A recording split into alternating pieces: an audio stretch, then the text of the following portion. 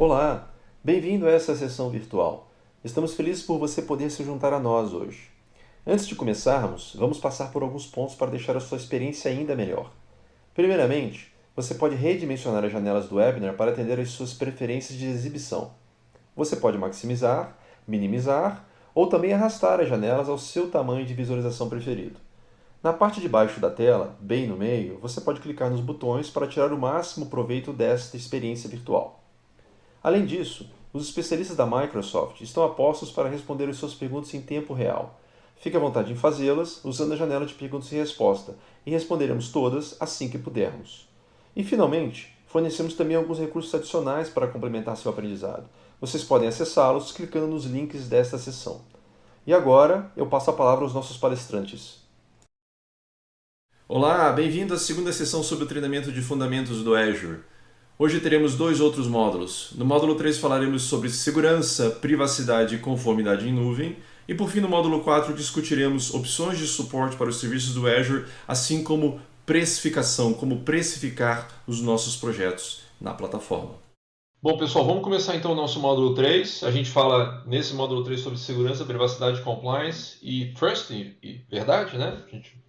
Tá? São 4 grandes assuntos, na verdade distribuídos em alguns objetivos, que é o que a gente está vendo agora. Olha lá. Nós vamos ver alguns serviços de segurança de rede, tá? Que nos ajudam a ter um ambiente mais seguro. Né? Nós vamos falar sobre serviço de identidade, né? Aqui ele vai falar um pouquinho sobre Azure AD. Vamos falar sobre ferramentas de segurança, ferramentas que nos ajudam a ter um ambiente mais seguro, tá? Especificamente sobre o Security Center. Vamos falar sobre governança, tá? Que ferramentas eu tenho para me ajudar a governar a plataforma, né? Vamos falar sobre políticas, vamos falar sobre tags, tá? Junto disso a gente fala sobre monitor, né? Ferramentas para monitorar meu ambiente.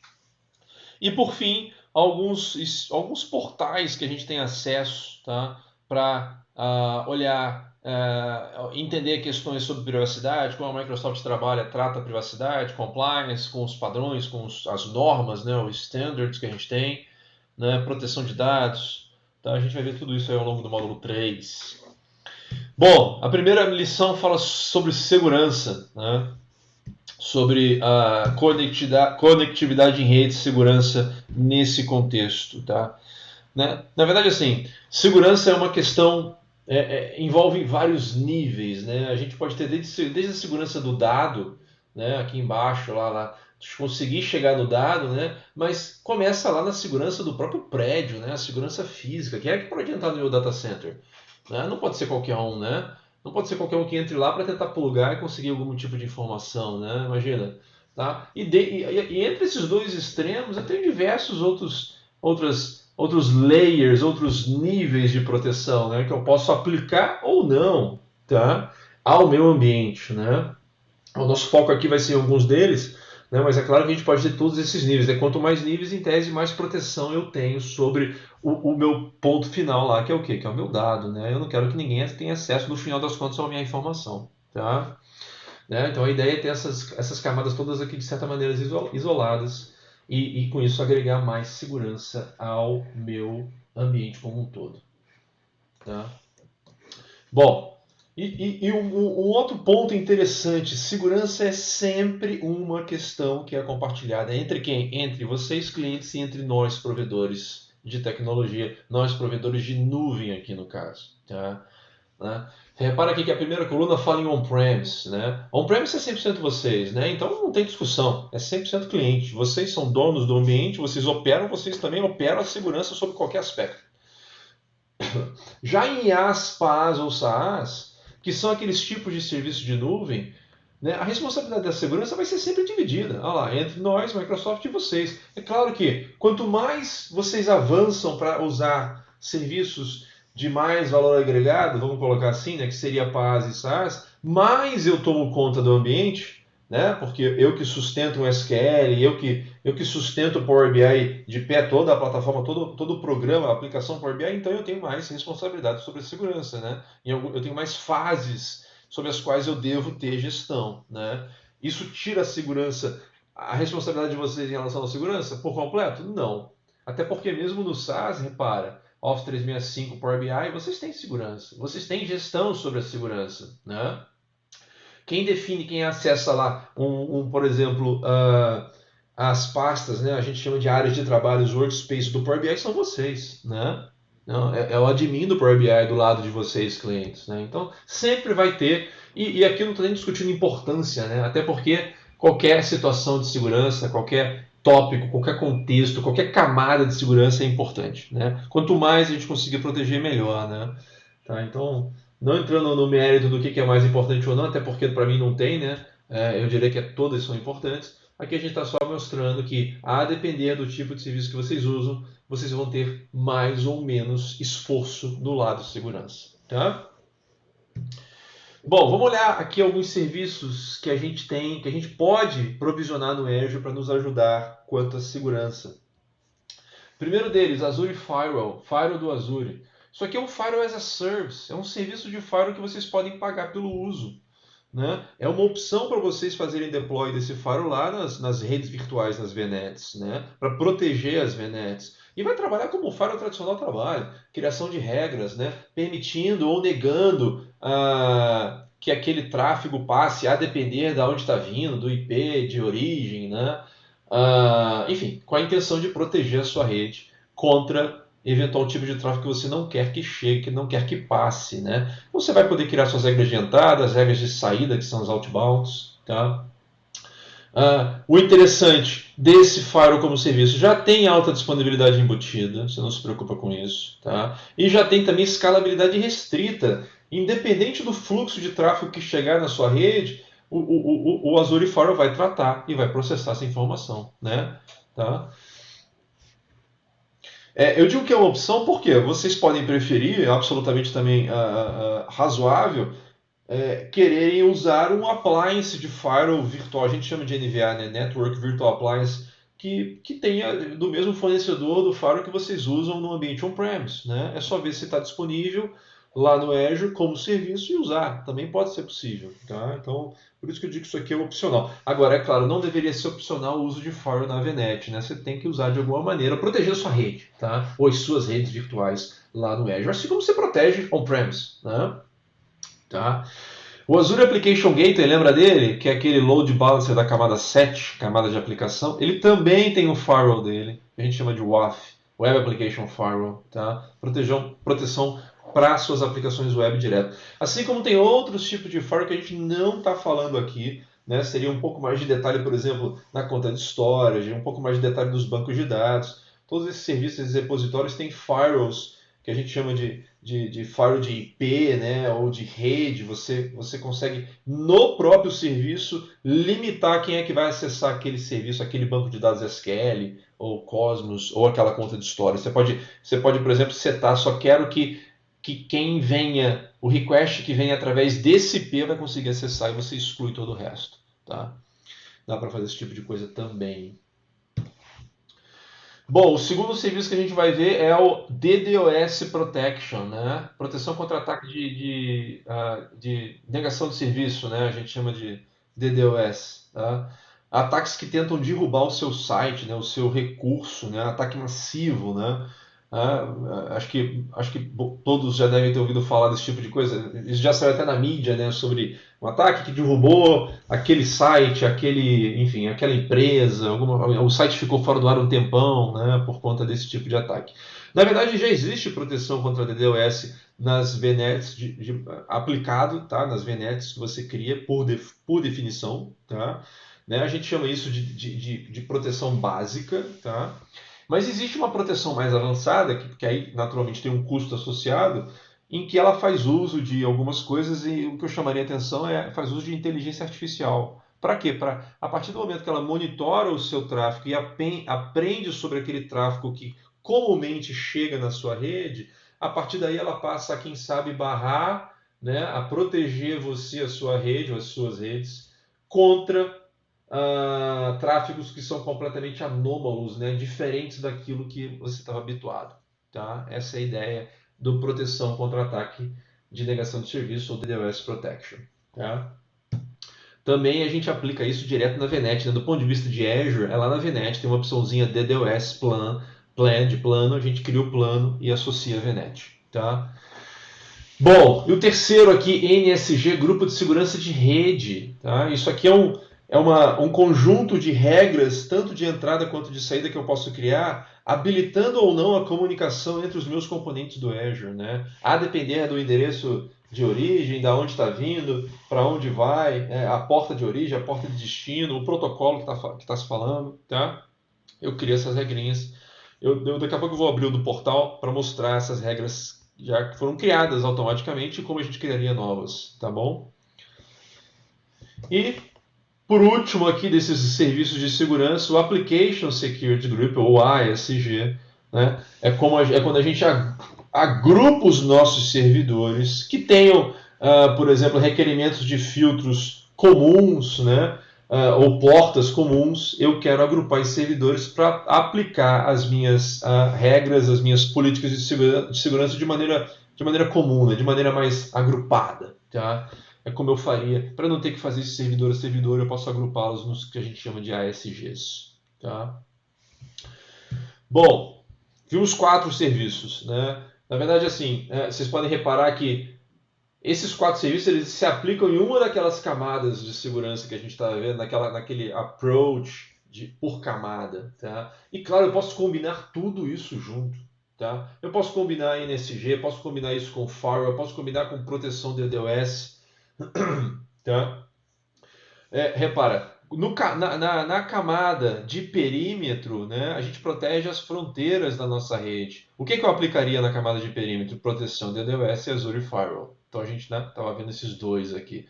Na camada de rede, propriamente dito, que vai permitir ou não o tráfego passar entre recursos da minha rede, eu trabalho com o quê? Com os NSGs, permitindo que o tráfego saia ou entre via regra de entrada ou regra de saída. Tá? Né? E é isso que eu quero mostrar para vocês no walkthrough, como é que a gente cria uma regrinha, né? Como é que a gente dita uma regra já existente. Né? Eu vou aproveitar para mostrar isso para vocês. Tá? Então eu vou para o portal.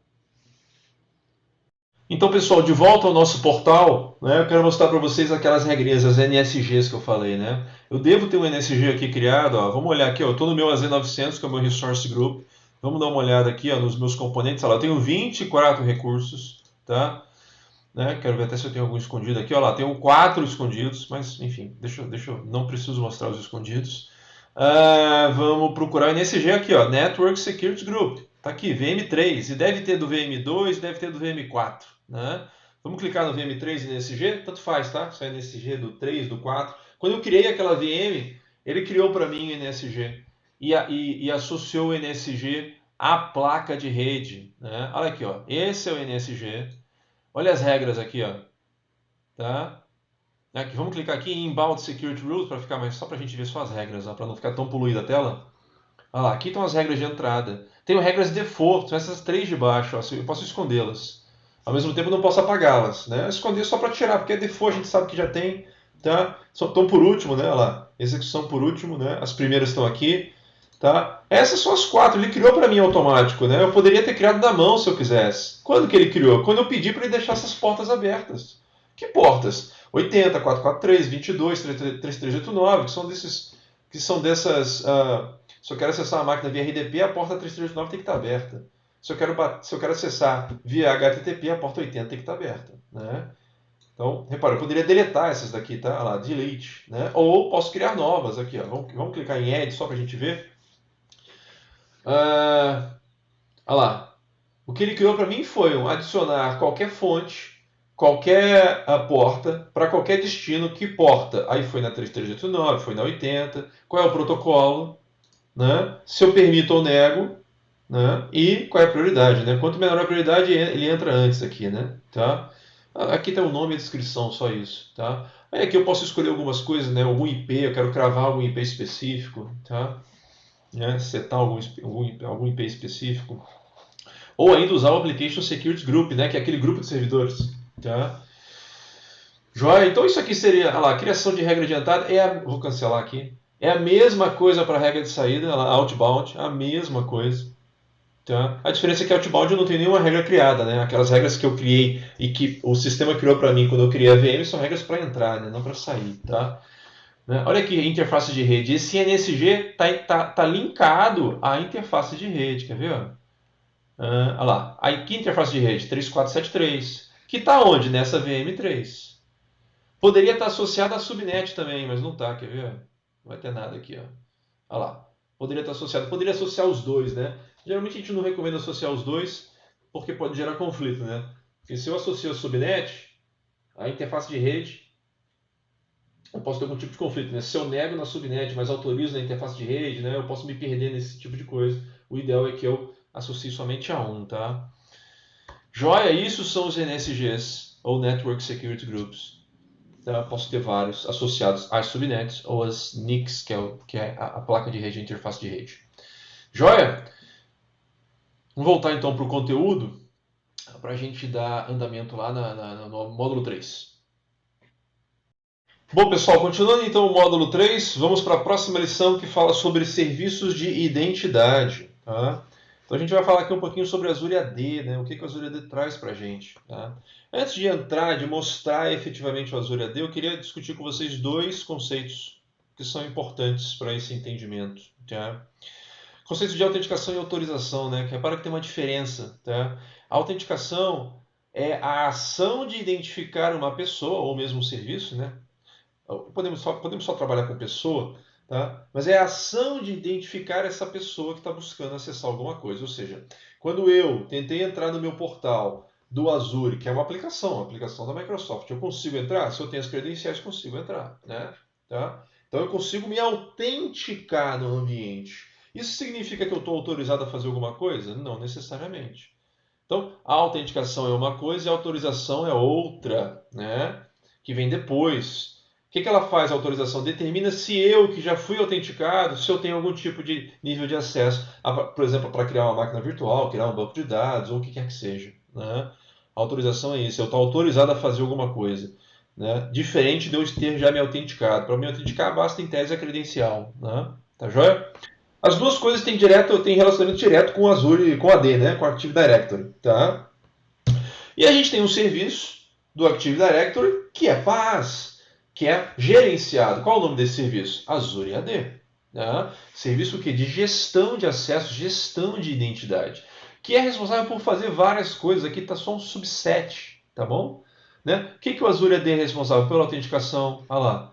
Permite que muitos empregados loguem nos seus ambientes, acessem os seus recursos. Tá?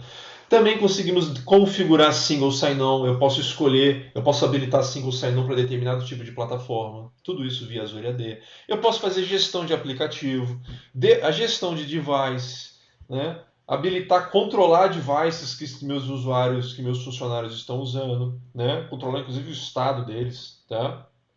Habilitar ou não isso, né? Consigo fazer registro de aplicativo aqui dentro do Azure AD e consigo também trabalhar com algumas outras coisas como B2B, B2C, negócio para negócio, né? E negócio para consumidor. Consigo, por exemplo, convidar pessoas de outros tenants, de outros Azure ADs para acessarem meu ambiente. Tá? Consigo usar as minhas credenciais para autenticar via em outras plataformas que não Microsoft, né? Em muitas plataformas de terceiros. Tá? Tudo isso o Azure AD faz, na verdade bem mais coisas que isso, mas no nosso contexto aqui a gente fica só na citação a esses pontos. Na verdade tem mais uma coisa que a gente faz também lá, que é o MFA, né, que vocês estão vendo aí na tela, que é o Multi-Factor Authentication, autenticação multifator. Ou seja, é a maneira que eu tenho de exigir, de pedir um outro nível de autenticação para quando um usuário está se logando em algum sistema meu, está tentando se autenticar em algum sistema meu. Né? Às vezes é um token, né? Alguma coisa que eu possua seria o token, né? Alguma coisa que eu saiba seria minha senha, credencial. Alguma coisa que eu sou seria, por exemplo, uma impressão digital, um reconhecimento facial, alguma coisa nesse sentido. Tá? Então, assim, eu também configuro isso lá. Aí tem bastante detalhamento do que eu posso fazer em relação ao MFA. Eu posso configurar somente para situações, enfim, que atendam certas condições, como por exemplo, se a tentativa de login estiver vindo de uma outra localidade, que não aquela mais, enfim, que não aqui, por exemplo, do país da companhia, né? Então eu posso, está tentando logar de fora, então eu vou pedir um outro nível de autenticação para ele, uma segunda maneira. Né? Ou para certos tipos de aplicações você pode preferir usar MFA. Ou para certos tipos de pessoas, né? Só se a pessoa tal tentar se logar, ela vai ter que usar MFA, ela vai ter que logar com mais de uma coisa, né? Se autenticar com mais de um modo, né? Tá? Então tem condições, eu defino essas condições a partir das quais eu vou usar MFA ou não. Tá? Pode ser para uma aplicação específica. Tá? Tudo isso eu faço isso no Azure AD. Bom, algumas ferramentas de segurança. Azure Security Center. Tá? Serviço que te protege vocês, os clientes Azure, contra ameaças, né? Em todo o seu Azure, inclusive em ambiente on-premise. Ele varre o seu ambiente, monitora o seu ambiente e te dá dicas de como melhorar a segurança em diversos aspectos. Tá? Baseado naquilo que você está usando, né? No que você escolheu usar, nas suas configurações. Tá? E, inclusive em ambiente on-premise ele faz também. Tá? Então é bem interessante. Key Vault. Daqui a pouco eu mostro. Quando eu for mostrar o Key Vault, eu aproveito e mostro o Security Center rapidinho. Tá? Key Vault. Local central para você armazenar tudo do que diz respeito a certificados, segredos, chaves, credenciais. Né? Ele é um serviço baseado em um hardware específico de segurança, né? Um módulo específico de segurança. É no Key Vault que você vai guardar uma credencial do seu banco, ou a chave, alguma coisa assim. E você vai fazer a sua aplicação, pegar essa informação do Key Vault e conseguir acessar o tal banco de dados, o tal storage. Né? Tá? A gente usa o Key Vault para isso. Vamos fazer uma demonstração rápida do Key Vault? Aproveita e abro o Security Center como eu prometi. Bom, pessoal, então, antes de falar do Key Vault, como eu falei, deixa eu mostrar para vocês o Security Center. Olha lá. Se eu procurar aqui em cima por Security Center, eu entro na ferramenta, a qual vai me mostrar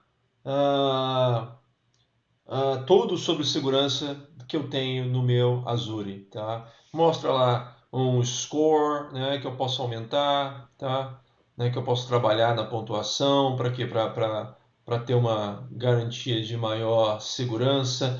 Repara que eu tenho recomendações de alta severidade e média severidade. Onde é que eu vejo tudo isso? Aqui em específico, olha lá, nesse Resource Security Higiene, né? Olha lá, está quebrado aqui, né, por Compute, Rede, IoT Hub, Data Storage. Vamos ver Data Storage.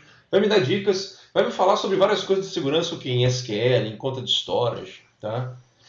Olha lá, tem um monte de coisas aqui, né? Olha lá, recursos que falharam no check dele. Olha lá, 3 SQLs, 4 SQLs databases, 1 data lake.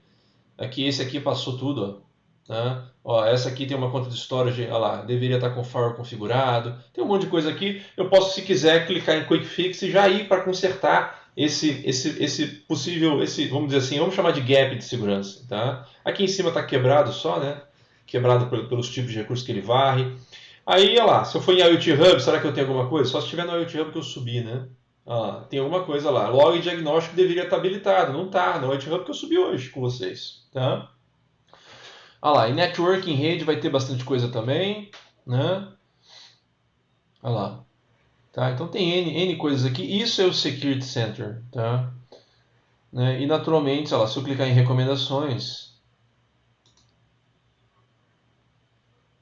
posso ver também a questão de política de segurança. A gente vai falar de políticas um pouquinho mais à frente, tá? Mas aqui também ele tem as questões das políticas. Tá? Olha lá, posso melhorar a minha pontuação como? Né? Avaliando esses tópicos de controle aqui todos. Né? Que ele já chamou a atenção para mim que eu tenho vários recursos não saudáveis, né? Unhealthy não saudáveis. Tá? Isso seria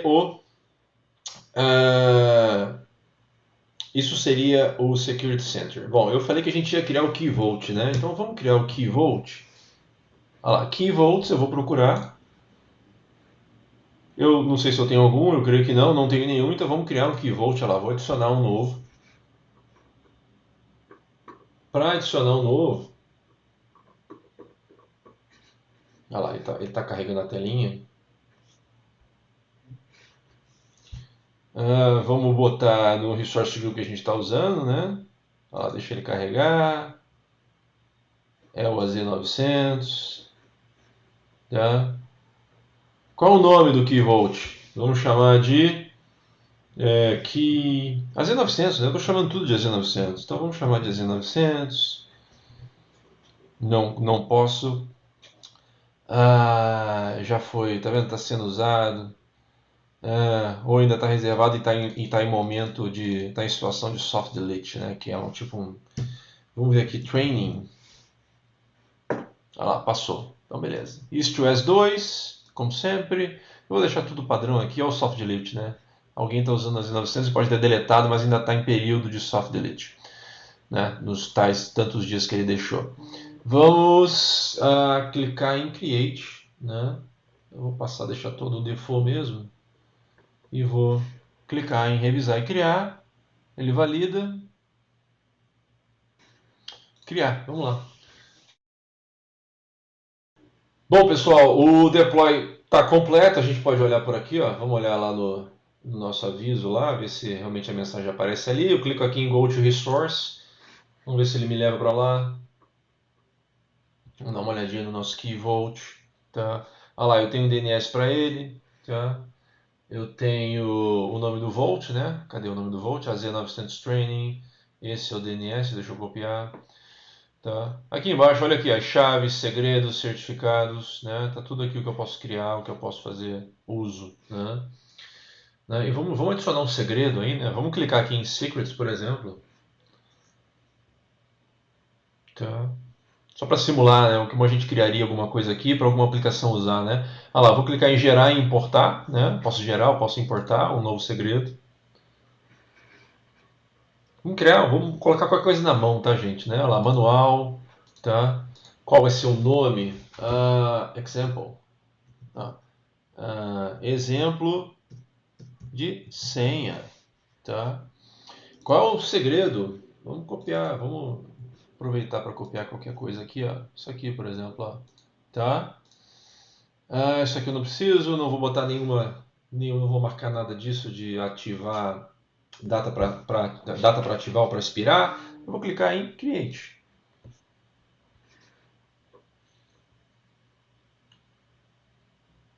Vamos ver, ah lá, está enabled, né? Já está habilitado. Meu exemplo senha está aqui habilitado, tá?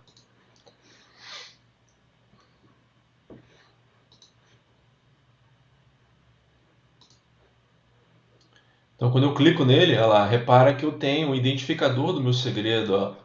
Lembra do meu aqui o meu AZ900 training.volt.azure.net, isso aqui é o endpoint, né? Está aqui. Esse é o identificador do meu secret que eu acabei de criar, tá? Aqui, ó, se eu clicar aqui em Show Secret Value, olha lá, eu consigo ver inclusive o segredo, tá? Que está associado aqui, né? Que eu digitei lá, né? Digitei essa string qualquer lá, né? É claro, repara que no identificador do segredo não tem nada a ver com isso, né? Tá? Beleza? Então acabamos de criar um Key Vault, né? Adicionamos manualmente um segredo, né? E a minha aplicação pode fazer uso desse segredo para se autenticar em algum repositório de dados, por exemplo. Joia? Então vamos voltar para o nosso deck, continuar o módulo 3. Bom, pessoal, de volta ao nosso conteúdo, vamos falar de dois outros serviços aqui que tem a ver com segurança. Um deles a gente chama de IP, Information Protection, proteção da informação. Isso está diretamente relacionado à proteção, na verdade, de documentos e e-mails, né? Imagina a gente poder trabalhar com documentos Word ou e-mails e aplicar uma tarja, por exemplo, sobre números que você considera sensível, né? Então, para isso a gente vai criar regras, definir regras e aplicar essas regras, tá? Isso é o IP. É importante lembrar, esse IP, entre parênteses, me faz lembrar uma coisa. É importante lembrar, pensando, né, para quem está se preparando para o exame, né, atentem para as siglas que a gente está comentando aqui. Não são muitas, né, mas é importante, porque às vezes na pergunta, né, no exame, vão te cobrar eventualmente. Não o que significa IP, tá? Mas eventualmente podem, ao invés de usarem o nome completo, usarem as siglas, né? No enunciado qualquer, numa resposta qualquer. Tá joia? Beleza, então isso aí é o Information Protection, tá? E temos também o ATP, aí, outra sigla, que a gente, na verdade, a Proteção contra Ameaças Avançadas, ou Advanced Threat Protection. É uma solução que também roda no Azure, né? Roda em cima da plataforma Azure. De certa maneira é um pouco separado, né? Eu posso trabalhar com ATP de maneira separada. Isso é o quê? Isso é um serviço que ajuda vocês a identificarem identidades comprometidas, por exemplo, dentro do ambiente de vocês, ou tentativas do que a gente chama de ações maliciosas, né? Seja até mesmo por time interno ou por conta de algum vazamento de credencial que tenha ocorrido no passado. Né? Então ele vai gerar um relatório para vocês e vocês, naturalmente, o time de segurança vai poder tomar ação.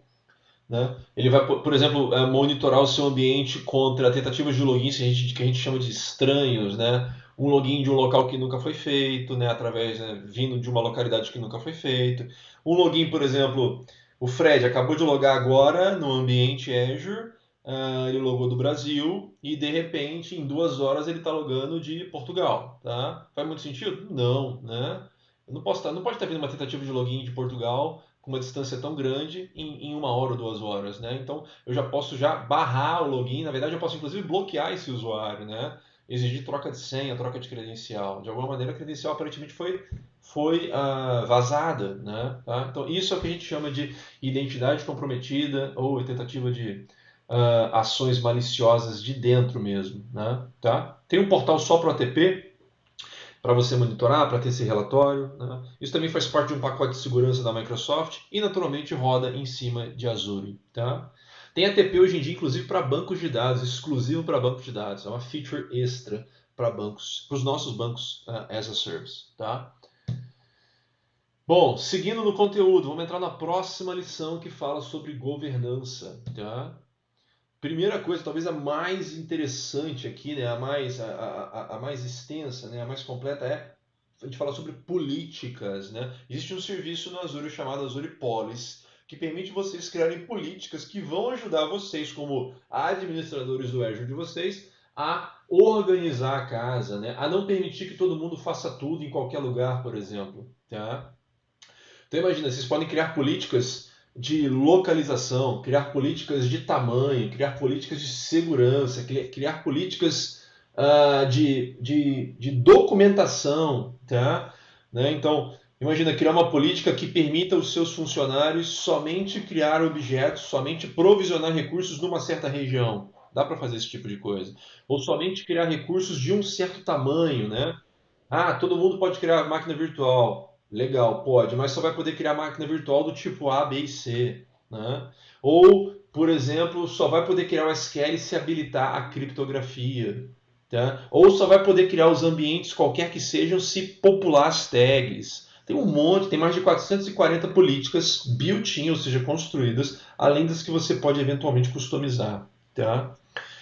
Aqui está só a sequência de atividades, né? A gente cria a definição da política, faz a associação ao recurso, eu vou mostrar no portal para vocês. Eu posso associar uma política a um resource group, eu posso associar a política à subscription inteira. Né? E aí todo mundo que tiver, todo mundo que tentar criar alguma coisa naquela subscription vai ter que respeitar a política. Né? Eu posso deixar a política mandatória ou não, né? Assim, obrigar que aquela política seja obedecida ou não, aí depois eu posso gerar relatórios de compliance. Tá? E iniciativas nada mais são do que agrupamento de políticas. Né? Quando eu tenho mais de uma política que eu quero agrupar, que eu quero aplicar ao mesmo recurso, ao mesmo resource group, à mesma subscription, eu crio uma iniciativa, coloco as políticas dentro da iniciativa e aplico, na verdade, a iniciativa e não as políticas uma a uma. Tá? É exatamente isso. Vamos dar uma olhadinha, vamos fazer um walkthrough de políticas? Vamos lá no portal, dar uma olhada? Bom, pessoal, na nossa demo de políticas, né, eu vou procurar por políticas aqui no meu portal. Olha lá, policies, tá? Olha lá, policies, digitar policy eu consigo acessar, tá? Aí aqui eu tenho os assignments, olha lá. Eu tenho as definições, né? Eu poderia procurar por 400 e tantas definições, ou faço já o assignment aqui, tá? Que é o quê? Escolher alguma política e associar a algum escopo, né? Que no caso eu vou associar ao meu resource group, aqui, a minha assign policy. Eu vou associar a minha subscrição inteira, tá? Olha lá, é o escopo, olha lá. Em que nível eu quero associar a tal política? Vai ser no nível da minha subscrição, que é essa aqui que eu estou usando, olha lá. Tá? Poderia ser um resource group qualquer, tá? Eu poderia fazer um drill down aqui no resource group em questão. Tá? Qual a política que eu vou buscar? Vamos buscar uma de localidade. Tá? Vamos buscar uma de localidade. Ela tem 445, tá vendo? Location. Olha lá, Azure e Cosmos somente algumas localidades. Allowed locations, ó. Vou clicar em Select nessa. Poderia fazer dar um nome para ela, poderia descrever, quero obrigar, legal. Vou clicar em revisar e criar. E Create. Ops, esqueci de uma coisa, claro. Qual localidade? Eu preciso escolher quais são as localidades permitidas. Vamos tentar East West. Aliás, vamos tentar East West 2, é que a gente tá permitindo, não é? Tá, olha lá, só essa daqui, revisar e criar. Create. Olha lá, já criou a política. Às vezes leva um tempo para sincronizar tudo. Um recurso aqui para testar essa política que eu acabei de aplicar, né? Que é a política para limitar a localidade, né? Então vamos aqui, eu estou aqui no meu Resource Group EZ900, eu vou criar aqui, pode ser qualquer coisa, né? Eu vou buscar uma conta de storage, por exemplo, tá? E vou, olha lá, não vou nem me preocupar em preencher as coisas com tanto detalhe, né? Eu quero aqui, ó, testing. O nome da storage account pode ser qualquer coisa, na verdade, né? 1, 2, 3, quer ver? ABC 1, 2, 3, né? Tá disponível? Não, não tá. 4, 5, 6, será que tá? Tá disponível? Tá pensando. Enquanto ele pensa, a gente acha então outra. Testing 1, 2, 3. Isso aqui acho que vai rolar, vamos ver. Enquanto isso, eu vou já escolher a região, tá? A região que eu permiti criar é East West, né? Então eu vou botar qualquer outra coisa lá, UK South, por exemplo. Passou, né? Vou revisar e criar. O resto não preciso nem me preocupar. Quero revisar e quero ver ele me dar erro, né? Porque eu obriguei que essa política seja seguida, né? Eu fiz lá o enforcement, né? Que é, olha lá, validation failed. Por que isso? Olha lá, vou clicar para ver os detalhes. Olha lá, was disallowed. O resource 123, que é esse que eu estou tentando criar, foi não habilitado, não permitido por política. Que política? Allowed locations. É aquela política que a gente criou. Então, tá bacana, tá funcionando. Porque eu tentei criar esse recurso nessa subscrição que eu setei como escopo da política. Se fosse em outra subscrição que eventualmente eu tivesse acesso, eu conseguiria passar. Beleza? Joia. Então vimos aí política na prática sendo aplicada, sendo associada e funcionando. Vamos voltar lá para o nosso conteúdo. Bom, pessoal, voltando ao nosso conteúdo, a gente agora vai falar sobre RBAC, né, ou controle de acesso baseado em role, que tem tudo a ver com gestão de acesso aos meus objetos do Azure, né? Eu posso definir quem acessa que tipo de objeto, baseado em assignment, baseado em associação de roles, de papéis, tá? Nós vamos dar uma olhadinha nisso no portal na prática, que eu acho que fica mais fácil de todo mundo entender, tá bom? Então deixa eu trocar para o portal e a gente pratica um pouquinho lá. Bom, pessoal, vamos fazer então a nossa demonstração sobre RBAC, controle de acesso baseado em role. Repare, eu estou no meu resource group chamado AZ900. Né? Dentro dele, naturalmente, eu tenho tudo que eu criei ao longo do dia de hoje, aí, nesse módulo 2 em específico, né? No módulo 2 e um pouco no módulo 3 também. Bom, eu poderia habilitar o RBAC, né? Definir quem que eu quero que possa acessar o meu recurso aqui, né? Recurso a recurso. Mas eu quero fazer isso no pai dele, no resource pai, no parent level, que é o AZ900. Então vamos clicar aqui em Access Control. Reparem outra sigla aqui que a gente precisa saber o que é ela. IAM é Identity Access Management, ou Gerenciamento de Acesso e Identidade. É lá que eu vou fazer o meu Role Assignment. Tá aqui, ó. Adicionar Role Assignment, tá? Olha lá, se eu clicar aqui em Add, olha lá, né? Em Add Role Assignment, né? Ou poderia ir por aqui, ou poderia ir por aqui, tá, gente? Né? Qual é a role? Tem várias roles aqui, eu poderia criar roles customizados, ela repara, tem um monte de role, tá? Um monte. Isso aqui eu tô no Resource Group, né? Então eu vou colocar como contribuidor. Contribuidor é o tipo da role que o recurso em questão que eu vou associar, que eu vou assignar, tem praticamente controle total, só não pode definir permissionamento, tá? E eu vou procurar alguém, poderia ser alguém, tá até aqui na minha lista, lá várias pessoas aqui, né? Lógico que eu não conheço ninguém. Ou posso procurar um colega de trabalho, por exemplo, tá? Vou procurar o André, por exemplo, tá? Olha lá, o André, ele está aqui? Tá, olha lá, André, clico em Save, ele está lá associando, né, adicionando o assignment do papel, assignment da role. Será que está aqui? Vamos dar uma olhada lá, o role assignment, vamos ver se o André apareceu aqui. Apareceu lá como contribuidor. O André agora, ele é contribuidor nesse recurso. Quem é o recurso? O Resource Group inteiro. Então vamos dar uma olhadinha em algum recurso qualquer de nós? Vamos dar uma olhadinha, sei lá, nessa conta de storage aqui, ó, Training 2, né? Ou, não sei, ou na máquina virtual, VM2, qualquer que seja. Tá dentro do Resource Group que eu acabei de definir, né? Então, olha lá, vou lá em Access Control, vamos ver se o André está lá, Role Assignments, tem que estar. Olha lá, André Vital, User, contribuidor, que foi o que eu fiz, como que? Ele foi herdado, olha lá, Inherit é herdado, herdou do pai. Que pai? Resource Group. Quem é o Resource Group? É a Z900. Tá? Então, notem, se a gente faz num nível acima, né, os que estão abaixo vão herdar, tá bom? Sempre assim. Joia? Isso é a demonstração rápida aí de assignments de RBAC, controle de acesso baseado em role. Tá joia? Vou voltar então para o slide, para a apresentação, para a gente seguir de lá no próximo conteúdo.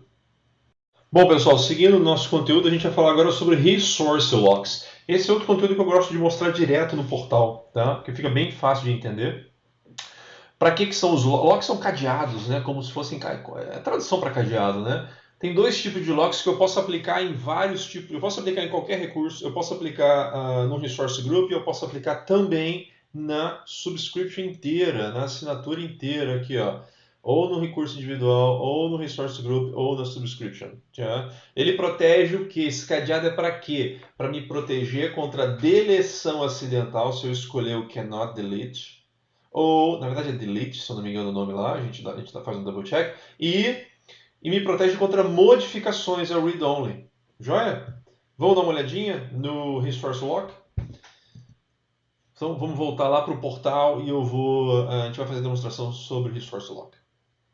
Então, pessoal, de volta ao portal, nós vamos fazer a demonstração de Resource Lock dos cadeados. Tá? Repara, eu estou no mesmo ambiente, no mesmo Resource Group chamado AZ900. Tem lá meus componentes todos. O que eu vou fazer? Eu vou aqui em Resource Group, olha aqui, Locks. Qualquer recurso tem lock. E o Resource Group também tem. Então, eu vou clicar aqui em Lock. Tem algum lock aqui? Nenhum. Vou adicionar o lock. Qual o lock? Posso dar um nome qualquer lá, Z900 Testing. Tá? Legal? Qual o tipo de lock? Delete, né? Por isso que eu falei que era delete, né? Cannot delete, né? Mas é lock contra deleções e lock contra modificações, por isso read-only. Lá, vou colocar um delete. Isso aqui é uma note para documentação apenas, tá? Então, olha lá, ok. Vai criar aqui, ó, meu AZ testing está criado, ele é um lock do tipo delete. Agora, se eu vier aqui em overview e tentar deletar esse resource group inteiro, olha lá, delete resource group, ele vai deixar? Não, né? Olha lá, vou repetir o nome e delete. Olha lá, the resource group is locked and cannot be deleted. Não pode ser deletado. Joia? Porque tem um lock. Legal, vamos entrar em algum recurso desse aqui, ó. Vamos entrar de novo na VM2. Vamos ver se tem lock. Será que eu consigo deletar a VM2? Vamos ver se tem lock nela aqui, ó. Locks. Ó. Olha lá, tem um lock que ele está herdando do parent, do pai. Então eu não posso nem deletar o lock daqui, porque ele não deixa, ele fala inclusive isso aqui. E eu também não consigo deletar o recurso. Porque tem um delete num recurso que está acima dele. Eu preciso voltar lá no AZ900, que é o Resource Group. Eu preciso ir lá em Locks. Eu preciso deletar o lock, delete, ele some. Aí sim eu conseguiria deletar esse Resource Group inteiro, que eu não vou fazer agora, né? Ou conseguiria ir lá na minha máquina virtual em questão, olha lá, VM2, olhar os locks e não tem mais lock nenhum lá. Aí eu vou conseguir deletar essa máquina também. Joia? Isso aqui é lock. Tá? Então eu posso aplicar lock, de novo, no Resource Group que eu acabei de fazer, nos resources individuais ou na subscription que está acima do Resource Group. Certo? Joia? Então vamos voltar para o nosso conteúdo para dar andamento lá no módulo 3. Bom, pessoal, voltando ao nosso conteúdo, vamos falar um pouquinho sobre governança de assinaturas, subscriptions. tá? Existem 3 aspectos que a gente precisa considerar quando a gente estiver criando e gerenciando, né, as subscrições ou assinaturas. Na verdade, vocês, como clientes, vocês podem ter diversas subscrições, né? Então, por isso que é importante atentar para isso daqui, tá? Report de billing, tá? Vocês conseguem ver quanto custou cada subscrição, né? Quanto está custando cada subscrição. Então, tem muita gente que organiza, né? Que usa subscrição em conjunto com o Resource Group para organizar a casa. Né? Então imagina, eu posso ter uma empresa que está criando subscrições, uma para cada área da empresa, e dentro de cada área, aí sim criam-se os resource groups, dentro naturalmente de cada subscrição. Tá? Então é uma maneira que, em conjunto com o resource group, ajuda vocês a organizarem a casa. Tá? Controle de acesso, tá? Serve como fronteira também para controle de acesso. Né? A gente acabou de ver no RBAC que eu poderia habilitar o RBAC e definir quem tem acesso sob que role, com que role a algum recurso meu. Isso pode ser feito na subscrição também. Tá? E os filhos, né? Os recursos que estão lá dentro vão herdar. Tá? Então eu consigo limitar quem acessa o que é também através de subscrições se eu quiser. E limites, né? Eu posso, se quiser, criar limites dentro das subscrições sob o aspecto de tanto financeiro, tá? Né? Aí, na verdade, eu chamaria isso de limite virtual. Eu posso colocar limites financeiros para que eu fique fazendo tracking de quanto cada subscrição está gastando, limite virtual e financeiro. Não é físico porque eu não vou botar um limite em que eu simplesmente, se atingir, pare de executar aquele serviço, né? Eu poderia desabilitar uma aplicação qualquer que está rodando lá, não faz o menor sentido, né? Então, por isso que eu chamo de virtual. E também tem limites de objetos que a gente pode criar por subscrição, tá? É cotas, né? Cada subscrição, por exemplo, pode criar 250 contas de storage. Pode criar não sei quantas VMs com não sei quantas vCPUs, tá? É claro que esses limites, aí a gente chama de soft limits, tá? Onde existem flexibilidade para você conseguir pedir mais. Quero criar mais de 250 contas de storage numa subscrição. É possível? Sim, é possível. É só pedir, abrir um chamado e pedir. Tá? Alguns são softs, alguns são hards. Hards não tem flexibilidade. Hards não tem como você pedir mais, pedir um aumento do limite. Tá bom?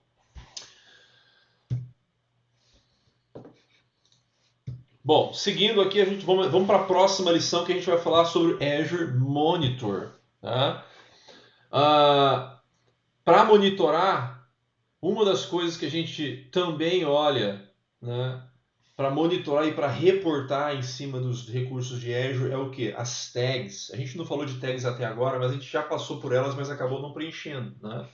Tags são objetos que nos ajudam a criar documentação, metadados sobre qualquer coisa que você crie, né? Qualquer coisa que você provisione. Tá?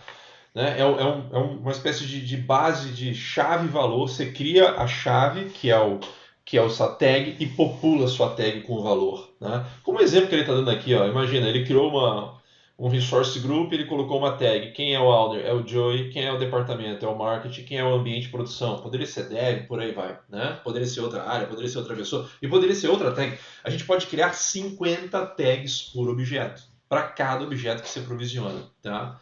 Eu quero mostrar isso a vocês na prática, numa demonstração rápida aí de tags. Vamos lá para o portal. Bom, pessoal, de volta ao portal, vamos então dar uma olhadinha nas tags. Né? Olha as tags aqui bem na minha frente. Tags para quem? Para o Resource Group. Poderia ser tag para qualquer um aqui, qualquer recurso. Sempre vocês vão ver essas tags lá. Se eu clicar em tags para Resource Group, eu posso criar até 50 combinações aqui. Ó. Owner. Eu posso criar um outro e chamar de projeto. Eu posso criar um outro e chamar de ambiente.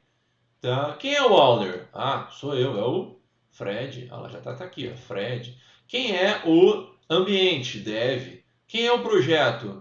XYZ. Legal? Se eu clicar em Save. Se eu taguear, lá, tagueou. Se eu for aqui em Overview, ó, eu consigo ver as tags aqui, ó. As tags aqui, ó. Owner, Fred, projeto XYZ, ambiente, dev. Se eu taguear corretamente todos os meus recursos, isso é outro componente do ponto de vista de governança que me ajuda a monitorar meu ambiente, que me ajuda, por exemplo, a ver custo. Eu quero ver o custo de todo mundo que está tagueado como Fred, como Owner Fred, ou Owner qualquer outra pessoa. Todo mundo que está tagueado como um projeto XYZ, projeto ABC, projeto 123, né? Ou por ambiente. Então a gente usa isso em conjunto com o Resource Group, em conjunto com a subscrição para controlar o seu ambiente como um todo, né? E como eu disse, só para vocês verem lá, vou clicar em qualquer coisa aqui. Olha o KeyVault, a Z900 Training. Tem tag aqui? Tem, olha as tags lá. Ele herda? Não.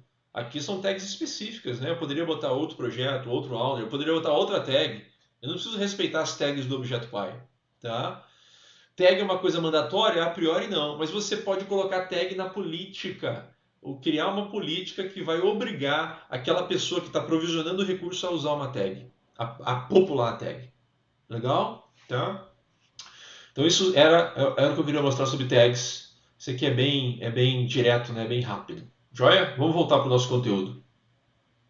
Bom, pessoal, seguindo o nosso conteúdo, vamos falar um pouquinho sobre Azure Monitor, ferramenta que coleta e analisa telemetria de qualquer coisa que vocês usem no Azure, né? E eventualmente pode ser até coisas que estão on-premise, desde que a gente desde que a gente instale um agente, né?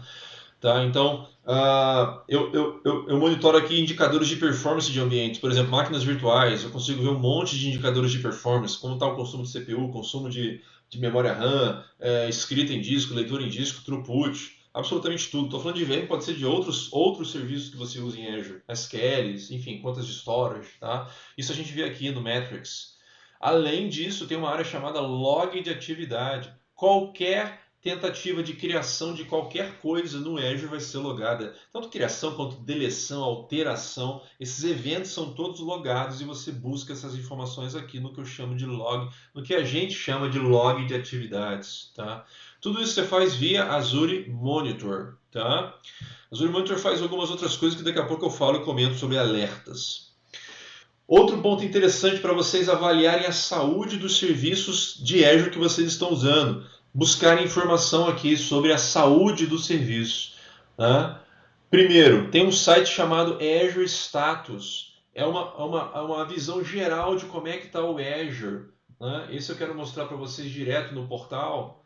Ó, se eu procurar aqui no browser por Azure Status, aqui é esse site daqui, ó.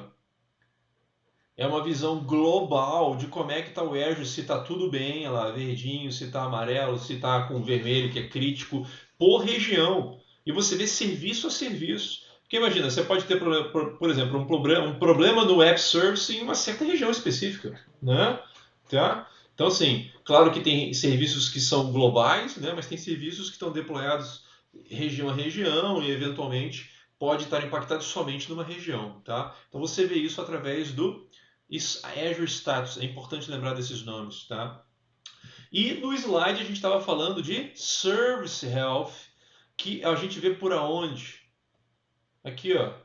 Go to Azure Service Health. Ele vai abrir o meu portal. Vamos deixar ele abrir o meu portal? O portal do Azure, né? Ele vai abrir. Eu poderia procurar por aqui também, tá, gente? Pela aba que eu já tinha o Azure aberto, né? Era só procurar lá em cima Resource Health, tá? Desculpa, Service Health. E ele vai entrar onde? E me mostrar as issues que estão acontecendo no momento. Eu posso filtrar, só escolher os serviços que eu uso, só escolher as regiões que eu uso. Olha lá, né? Nos últimos 7 dias teve um problema no Databricks. Olha as regiões afetadas, 2 somente. Então, aqui um exemplo de que não afeta todo mundo. Né? Poderia ver o histórico, tá? Tem um histórico aqui, ó, Health History. Olha lá, histórico da saúde. A última semana, o último mês, vamos ver se tem alguma coisa. Sempre tem alguma coisa, né? Aí eu vejo detalhes, tá? Do que aconteceu, olha lá, aconteceu alguma coisa na SQL, algum incidente, né? Enfim, tá tudo vocês veem por aqui, updates, o que aconteceu, a análise de causa raiz, absolutamente tudo vocês têm acesso por aqui, tá joia? Isso, Service Health, saúde do sistema ou saúde do serviço, tá? Bom, aplicações para monitorar, aplicações e serviços, né? O Azure Monitor nos permite fazer algumas outras coisas, tá? Eu consigo monitorar aplicações com Application Insights, tá? Eu consigo monitorar como é que está a saúde da minha aplicação, né? Requests HTTP, enfim, para alguns contadores de performance, tá? Eu consigo criar alertas, olha os alertas aqui que eu falei que eu ia comentar. Imagina eu criar um alerta baseado em algum indicador de performance. Eu quero monitorar algum tipo de indicador, aí baseado em algum número, se atingir algum valor que eu defino, eu posso gerar um alerta. Eu posso acionar um alerta, né? Que vai ser o quê? Pode ser mandar um e-mail para alguém, pode ser disparar uma function, disparar um job, enfim, tomar alguma ação, automatizar esse processo, tá? Eu posso usar o próprio monitor para criar visualizações, para olhar gráficos dos meus indicadores de performance. Posso também usar o Power BI para isso. Tá? E posso integrar o Azure Monitor com eventualmente outros sistemas, né? Até mesmo de terceiros, que você vai conseguir acessar as métricas para poder visualizar como é que está a sua operação, a operação do seu Azure. Tá joia? Você tudo faz isso. O Monitor vai te ajudar a monitorar de qualquer maneira o seu ambiente, tudo que você usa de Azure. Bom, vamos para a lição 7, né? Se não me engano é a última lição. A gente vai focar em alguns portais em específico sobre alguns assuntos. Tá? Então vamos lá. Primeiro dele, Compliance Terms. Né? A gente tem mais de 90, a gente suporta mais de 90 padrões de indústria, normas, normativas, padrões ou standards. Pode ser de indústrias, pode ser de governo americano, globais, governo europeu, tem um monte deles. Tá? A lista completa está no site de compliance, que todo mundo consegue achar com facilidade. Aliás, deixa eu mostrar para vocês rapidinho. Tá? Eu vou direto aqui mesmo, né? Olha lá, se eu procurar por Azure Compliance, aqui ó, Compliance, se eu não me engano é esse daqui, aliás porque já está até mostrando aqui, ó, e eu consigo ver o que? Os mais de 90 padrões para quem tiver curiosidade. Consegue inclusive entrar em cada um deles, olhar detalhes, ver, por exemplo, relatórios de auditoria, né? Porque tudo isso passa por auditoria, tá? Olha lá, tá abrindo aqui, ó, olha lá. Aqui se você procurar detalhes, enfim, olha lá, PCI para mercado, enfim, financeiro, tem um monte de ISO, aqui, ó, aqui globais, olha as quebras globais, governo americano, algumas por país, né? Tá? Olha lá o GDPR, bastante conhecido, né? Europeu, de General Data Protection, né? E específico por indústria, tá? Quem tiver curiosidade, pode dar uma pesquisada aqui para conhecer um pouquinho mais do que é, do que a gente tem garantia de compliance. Tá, joia? Bom, privacidade, statement de privacidade. Existe um site onde você busca informação de como a Microsoft trata um dado pessoal que ela pode capturar, né? Desde claro que você tenha autorizado. Inclusive você pode ir lá modificar essas configurações de autorização de acesso a dado pessoal. Mas enfim, o que ela faz com o dado que ela captura, para que ela usa, enfim, qualquer informação sobre esse aspecto, eu também quero entrar para mostrar para vocês. Privacy Statement. Eu vou procurar aqui, ó, já vai aparecer rapidinho para mim. Olha lá, Privacy, privacidade. Né? É isso aqui, ó. Dado pessoal que a gente coleta, a gente, Microsoft, como a gente usa esse dado, né? Razões que a gente compartilha, como você controla esse dado, acessa e controla, né, para modificar o que você eventualmente definiu e autorizou. Tá? Tudo isso está no que a gente chama de Privacy Statement. Joia? Trust Center, outro portal central da verdade, né? Tudo sobre segurança, privacidade, compliance, políticas, enfim, features de segurança dos serviços, tudo se encontra através desse repositório, um repositório central com informações detalhadas sobre absolutamente tudo no que tange a esses 4 tópicos, tá? 4 ou 5 tópicos, enfim, políticas de segurança, features de segurança, privacidade. Vai ter lá, você vai ter como achar, inclusive, de novo, aquela página dos 90 padrões de compliance. Vai achar também o statement, a declaração de privacidade. Absolutamente tudo você acha por aqui também. Tá joia? Na central da verdade.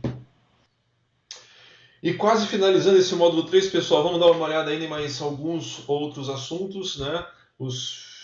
Assuntos finais, Source Trust Portal ou STP, portal da verdade do serviço, né? É um portal onde vocês vão achar informações sobre os relatórios. Eu comentei sobre o relatório de auditoria, é aqui que você busca ele, relatório de auditoria sobre os serviços de nuvem Microsoft. Você pode inclusive baixar esses relatórios. tá? Guia como usar os serviços de cloud para você estar sempre de acordo com questões regulatórias, tá? Publicações sobre confiança, como a Microsoft protege seu dado, absolutamente aqui. É uma outra fonte de informação também relacionada à confiança que vocês devem sempre fazer uso, tá joia? servicetrust.microsoft. Eu vou até entrar só mais por curiosidade para vocês. É esse site daqui, né? Se vocês procurarem no Bing por Service Trust Microsoft, vocês vão cair exatamente nesse portal. Olha os relatórios de auditoria que eu falei, tá? Enfim, aí tem todos aqui, né? Tá? PCI aqui, tá? Mercado financeiro é bastante famoso. Bom, voltando ao nosso conteúdo, gerenciador de compliance, tá? Isso aqui é uma ferramenta, né? É um dashboard, né? Que te dá um sumário sobre proteção de dados, sobre status de compliance e também recomendações de como melhorar a sua proteção do seu dado e o status de compliance que você deveria ter, tá? Então, assim, é bastante interessante.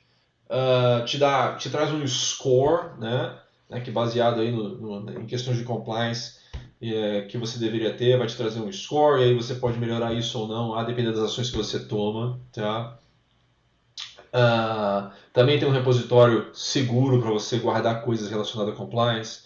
Enfim, é uma ferramenta útil também sobre o aspecto de compliance, tá?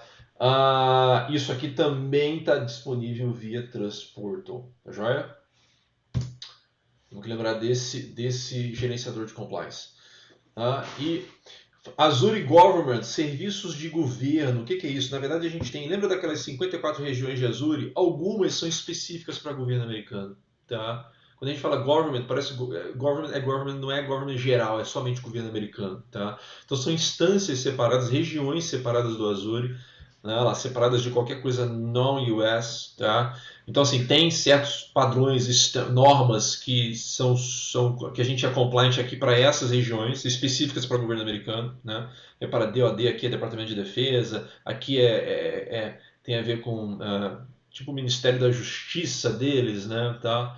Enfim, e alguns outros padrões específicos. Para quê? Para que eles, entidades federais do governo americano, eventualmente estaduais ou até municipais, possam também fazer deploy do que eles quiserem para dentro desses locais, tá? São isolados, não quer de maneira alguma misturar com qualquer outra coisa, com qualquer cliente que seja privado, tá? A gente também tem isso para a China, né? Tá? Para suportar questões regulatórias do governo chinês, tá? Ops, perdão que voltou, para suportar questões regulatórias do governo chinês. Tá joia? Também instância separada. Deixa eu mostrar para vocês, ó, só de curiosidade. Não, aqui ó, em regiões do Azure, né?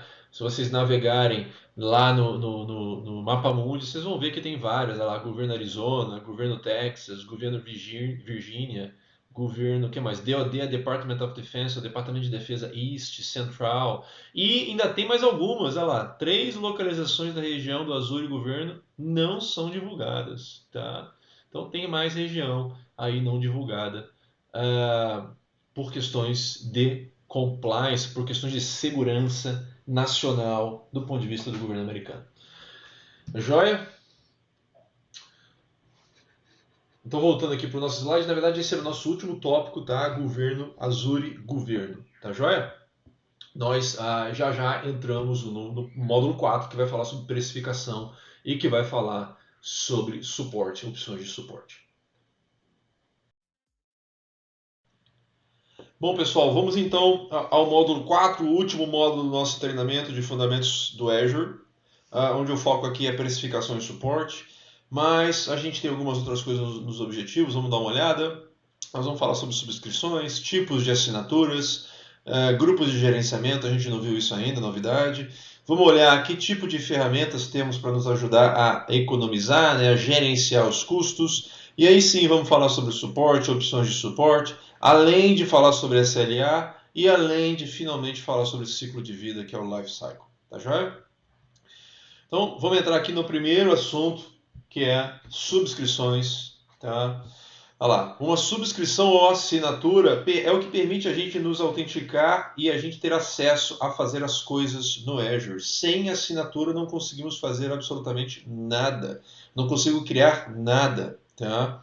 Além disso, a assinatura funciona como uma fronteira, né, para você controlar o acesso e controlar billing também, né? Eu posso, se quiser, entregar assinaturas para grupos, para projetos, para áreas da minha empresa. Isso não tem nada a ver com compra de Azure com Microsoft. Eu gosto de reforçar isso porque muitas vezes as pessoas se confundem, né? Quero comprar uma assinatura, não existe isso. A gente compra Azure, os clientes compram Azure, compram dinheiro, compram crédito, na verdade, né? Para usar Azure. E aí, quantas assinaturas você vai usar e você vai dividir para depois conseguir entender quanto está custando cada assinatura, que vai consumir na prática esses créditos que você comprou, isso fica a seu critério em quantas assinaturas vão ser. Tá joia? Olha lá, uma conta pode ter uma ou múltiplas subscrições, né? Aqui o exemplo, olha lá, ele está dividindo as subscrições em ambientes, uma subscrição para produção, uma para teste, uma para dev, desenvolvimento. Quer dizer que é sempre assim? Não. Pode ser por área da empresa, por país, né? Se você opera em muitos países, tá? Pode ser eventualmente até por projeto, tá? Né? Ou uma combinação disso, né? Em produção eu posso quebrar e ter, na verdade, assinaturas por projeto em produção também, né? E na verdade tem um outro recurso para agrupar as assinaturas, que aí sim a gente vai ver já já, que são os grupos de gerenciamento. Tá joia? Bom, tipos de subscrição. Tem alguns tipos aqui, a gente vai falar da gratuita no próximo slide. Tem a Pay As You Go, essa é a tradicional pelo portal, qualquer um pode entrar no portal, colocar seus dados, criar uma conta, colocar naturalmente um cartão de crédito e aí pagar de acordo com o uso, literalmente. Tá? Pode ter a Enterprise Agreement, isso aqui está muito associado com empresas, né? Empresas geralmente têm um EA com a Microsoft, né? EA são as iniciais aqui. E EA é acordo empresarial, ou seja, tem tudo nesse acordo, né? Tem as licenças que essa empresa comprou da Microsoft, licenças de Windows, de SQL, de qualquer coisa, tá? E tem também créditos de Azure que ela resolveu comprar, tá joia? Para estudante, a Microsoft tem iniciativas muito robustas, né, para a área estudantil, para entidades estudantis, para o próprio estudante. Então, vocês podem buscar informação sobre isso se quiserem, né, em como ter assinaturas com créditos, desde que vocês sejam estudantes, estejam associados a alguma entidade estudantil, né, alguma faculdade, alguma escola. Tá? E lá, uma conta pode ter várias subscrições. A gente viu isso, inclusive, no outro slide, tá certo? No slide anterior. Tá? Conta gratuita. Todo mundo pode ter uma conta gratuita. Né? Tem, lógico, um certo limite. Né? Limite principal, $200 de crédito ou 30 dias. Você pode usar qualquer serviço do Azure. Mas se ela passar de $200 ou ultrapassar os 30 dias, o que vier primeiro, sua conta gratuita para qualquer tipo de serviço vai acabar. Tá? Existem alguns serviços que são sempre free, sempre gratuitos, você vai sempre poder usar, e não tem esse limite de $200 e muito menos 30 dias. E existem alguns serviços mais populares que você pode usar determinados tiers por até 12 meses sem custo algum. Tá? Enfim, mas deem uma olhada. Para quem nunca criou uma conta gratuita, faz sentido criar. Assim que tiver um projeto, assim que quiser praticar um pouquinho, né, vai ter acesso a todo o Azure e é claro com algum limite. Né? Se você conseguir sempre criar o recurso, depois desprovisionar, né, provisionar e desprovisionar, não provisionar nos tiers mais caros, você vai conseguir usar bem por 30 dias. Tá?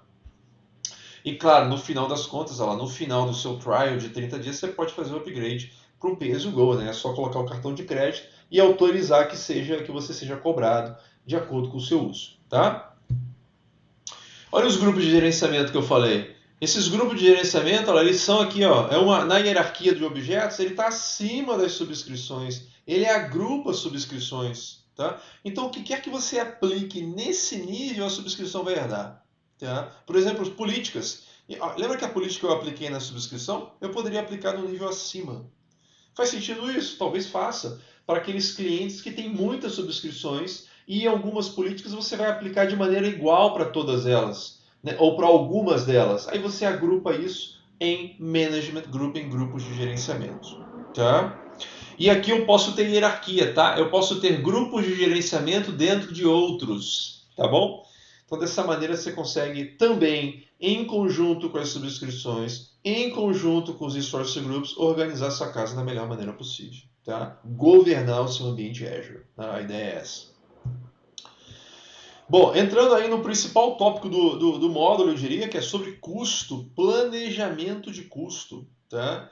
Como é que a gente compra Azure, né? Eu falei que a gente compra crédito, tá? Né? Mas isso é essencialmente para quem está no modo Enterprise ou no modo CSP. Enterprise é um acordo empresarial, como a gente viu há alguns slides atrás. Olha lá, Enterprise Agreement, acordo empresarial em que você negocia, enfim, dependendo do seu relacionamento que você tem com a Microsoft, você vai negociar níveis de desconto e vai comprar créditos de Azure por algum valor. Né? Vai comprar lá 1 milhão, 2 milhões, né? Da moeda que for, e colocar isso no bolso, é uma espécie de pré-pago. Né? Coloca no bolso e ao longo dos meses você vai debitando de acordo com o seu uso. Né?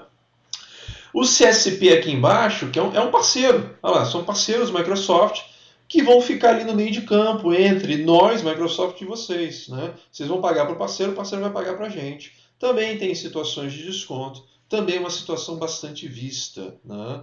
E o do meio aqui, ó, é importante lembrar disso, aqui é o portal direto, é o Web Direct, é pelo portal, é como nós, pessoas físicas aqui, né, fora das nossas empresas, poderíamos comprar Azure, por exemplo. Né? Eu tenho um projeto pessoal que eu quero sustentar, eu quero subir ele no Azure, e eu vou lá, coloco meu cartão de crédito, crio minha conta e pago de acordo com o meu uso também. Tá? Naturalmente aqui a gente vai ver menos desconto. Tá? Tá? Então, assim, importante lembrar desses 3 nomes aqui, tá? 3 tópicos, tá? Importante lembrar.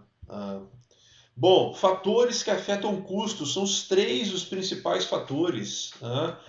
O primeiro deles eu queria falar que é o do meio, porque é o que a gente acabou de ver. O modo que você contrata a Azure tem tudo a ver com o nível de desconto que você tem tudo a ver com o custo que você vai ter. Se você tem um Enterprise Agreement, se você é direto pelo portal, se você tem um parceiro. Tá? Então lembrem desse tópico serviços. Outro ponto, voltando ao primeiro, tipo de recurso.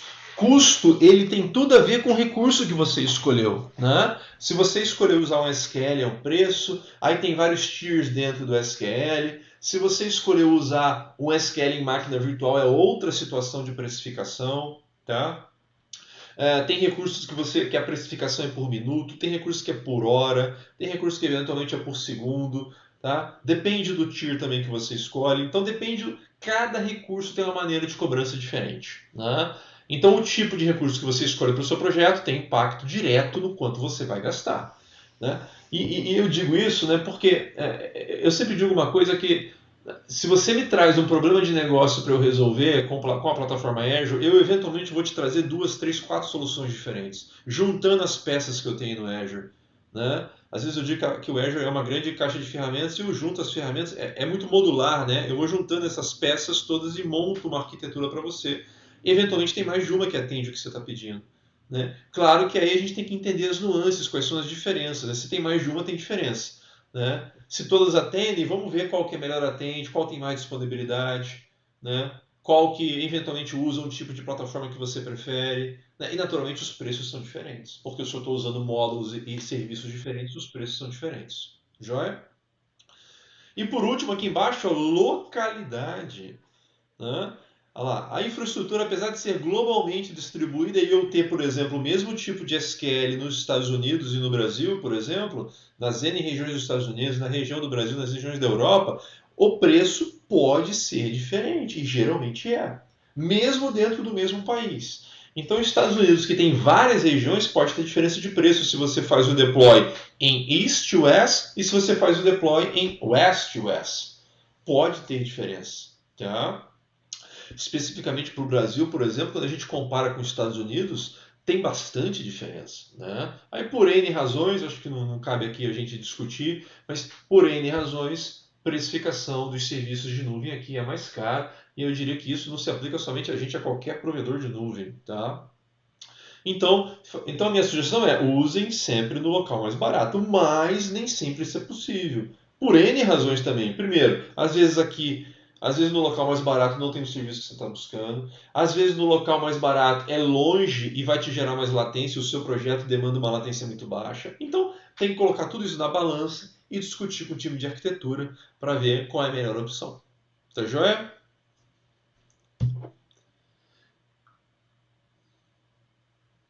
Bom, zonas para propósito de billing. Zonas para propósito de billing. Oh, perdão, passou aqui direto. Isso aqui tem a ver com cobrança de dados de saída. Qualquer informação que a gente queira tirar dos data centers das regiões Microsoft, queira tirar no sentido assim, de fazer uma query. Eu estou aqui na minha casa, por exemplo, eu faço uma query num banco de dados que está lá numa região de Azure, qualquer que seja, das 54 hoje disponíveis. Essa query vai gerar um resultado, claro, e esse resultado é uma massa de dados, que tem um volume.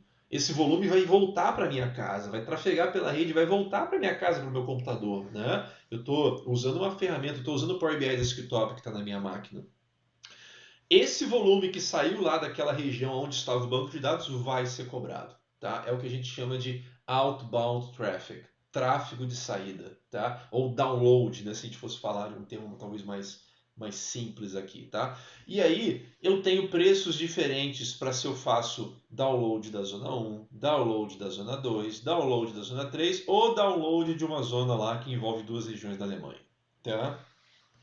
E para vocês terem uma ideia de curiosidade, hoje o preço aqui custa 9 centavos, se eu não me engano. Aqui custa 9 centavos de dólar. 9 centavos aqui, 12 centavos aqui por gigabyte. E 18 centavos aqui da zona da Alemanha. Eu confesso que eu não lembro. Tá? Claro que ninguém precisa lembrar isso de cabeça, é mais curiosidade. É uma das coisas que eu lembro. Que você acaba vendo várias vezes e vai ficando na mente. Né? Salvo alguma mudança que tenha ocorrido aí recentemente. Tá? Então lembre, qualquer mudança... qualquer tráfego de saída vai gerar custo. Tráfego de entrada, não. Zero custo. Sem custo. Tá? Bom, calculadora de preço, Pricing Calculator, isso é uma aplicação web que todo mundo tem acesso. E uma vez que vocês tenham uma estimativa, melhor dizendo, uma vez que vocês tenham o projeto de vocês desenhado, sabendo com que serviço vocês vão usar, eu consigo usar essa calculadora para ter uma estimativa de quanto vocês vão gastar, por mês, por ano, né? Tá? Então é bem completo, tem todos os serviços que vocês quiserem usar, tá tudo disponível ali para você imputar as informações que você precisa, né? Ele vai te perguntar um monte de coisa, olha aqui na tela, qual é a região da máquina virtual, qual é o sistema operacional, qual é o tier, qual é a instância, qual é o tamanho da máquina, quantas máquinas, por quanto tempo elas vão ficar ligadas, para a gente ser preciso na estimativa, eu preciso ser preciso nos inputs, né? Tá? O que concordo, nem sempre a gente tem, né? Mas aí a gente vai ter uma estimativa mais ou menos. Né? Tá? Deixa eu mostrar para vocês a calculadora. É direto no portal. Tá? A calculadora está aqui. Ó. Se eu entrar aqui ó, em Azure, calculadora. Tá? Aqui, ó, calculadora, não, aqui, calculadora de preços, aqui, olha lá, calculadora de preço, tá aqui o meu projeto. Se eu escolher lá, eu vou usar uma máquina virtual, eu vou usar uma storage account, eu vou usar um SQL, eu poderia usar qualquer coisa no meu projeto, ó, é só escolher, ou procura aqui, ou clica aqui e escolhe aquilo que você vai usar. Às vezes a gente usa isso aqui até para saber só o preço de um serviço, né? Quero ver o preço quero ver o preço de uma máquina virtual, né? Ao invés de entrar na página da máquina em si, que eu poderia ver o preço lá, às vezes eu posso entrar na calculadora também, tá? Então repara lá, qual é o custo, né, por região, aí você escolhe a região, tá? Tá lá Estados Unidos, se é um Windows, se é Linux, né? Se é só sistema operacional, se tem SQL, qual é o tamanho da máquina, tá? Aí, enfim, aí aqui vai depender de quantas máquinas, por quantas horas ela vai ficar ligada no mês, é um mês inteiro, são quantos dias, né? Tá? Então, olha lá, $3.500 nesse caso aqui, tá? Tem algumas coisas aqui, ó, que a gente pode fazer uso, olha lá, reserva, a gente não falou de reserva ainda, né? Para a máquina virtual eu tenho reserva, o que é isso? Existe desconto para se eu for usar aquela máquina pelo ano todo, né? 365 dias do ano, 24 horas por dia, tem. Esse 3.500 aqui vai cair para... Olha lá, vamos ver. Ué, não. Oh, perdão, ele perdeu aqui o tamanho da máquina. Vamos pegar a máquina que a gente estava. Qualquer uma, na verdade, né? Mas vamos pegar a máquina um pouquinho maior. Olha lá, 48 vCPUs, olha lá, $3.900. Se eu escolher um ano, cai para 3.000. De 3.900 cai para 3.000. Se eu escolher 3 anos, cai para 2.500, arredondando aqui. Então isso significa o quê? Que se eu tiver certeza que eu vou usar aquela máquina por 1 ano ou 3 anos, eu posso fazer uso dessa opção de reserva. Mas é importante lembrar, você vai ser cobrado mesmo que você não use. Então tem que ter certeza que faz sentido, tem que fazer uma conta, né? Fazer uma comparação. Tá joia? Tem uma outra maneira de economizar aqui, ó, sistema operacional. Quando a máquina for Windows, se você já tiver a licença on-premise, se você está migrando esse workload para a nuvem, você pode migrar, usar essa licença que você já tinha comprado. É só clicar aqui em benefício híbrido, olha lá, os 2.500 aqui vão cair para 800. Olha a diferença. Porque você já tem a licença comprada. Licença está ligada ao quê? Está ligado ao número de núcleos. Olha essa máquina, tem 48 núcleos. Isso são na prática 24 licenças de Windows. Eu estou tirando o preço que eu estava te cobrando na máquina, estou tirando o componente da licença. Só estou te cobrando o componente hardware agora. Né? E claro, o meu serviço de gestão do ambiente e tal. O custo, o componente de licenciamento eu tirei. Isso tem tanto para Windows quanto para SQL, tá, gente? Esse benefício híbrido aqui. É claro que tem algumas condições que você precisa atender para poder usar esse benefício híbrido. Aí minha sugestão é procurem sempre o time Microsoft ou parceiro que suporta vocês, mas é um benefício significativo, tá? Se vocês forem migrar aquele workload para a nuvem, tá? E aí, enfim, a gente poderia passar aqui um tempão olhando todos os outros componentes. Aqui, storage. Reserva. Olha aqui, reserva. Tem storage também. Tem reserva para máquina virtual, tem reserva para storage, tem reserva para Kubernetes, AKS, tem reserva para Cosmos, tem reserva para SQL, tem reserva para Synapse. Eu devo estar esquecendo de algum. Tem para muita coisa. Tá? E isso eventualmente vai evoluindo. Tá? Então, chequem se não tem reserva para aquele serviço que vocês estão usando, se não vale a pena vocês usarem. Tá?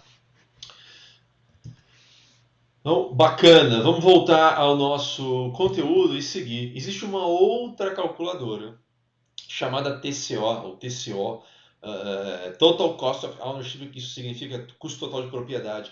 É uma calculadora que ajuda vocês a estimarem economia quando você vai migrar o seu data center para a nuvem Azure. Né? Então ele vai te perguntar naturalmente outras coisas que tem a ver com o seu data center inteiro e vai fazer uma estimativa de quanto custaria aquilo no Azure e vai te gerar um relatório com isso. Tá?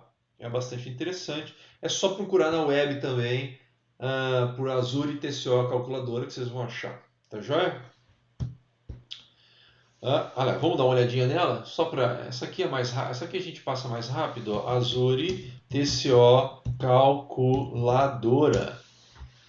Olha lá, calculadora do TCO, custo total de ownership. Aqui, ó.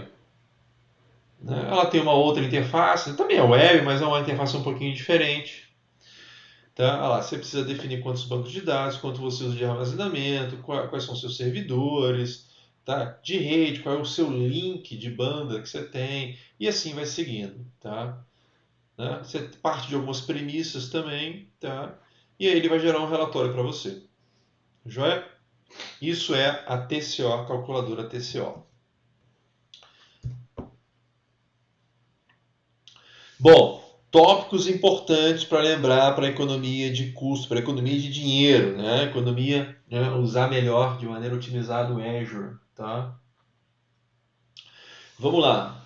Performar, cost analysis, fazer uma análise usando que as calculadoras disponíveis. Sempre tem que fazer Quero ter uma ideia de quanto vai custar aquele projeto no Azure, só usando as calculadoras, tá?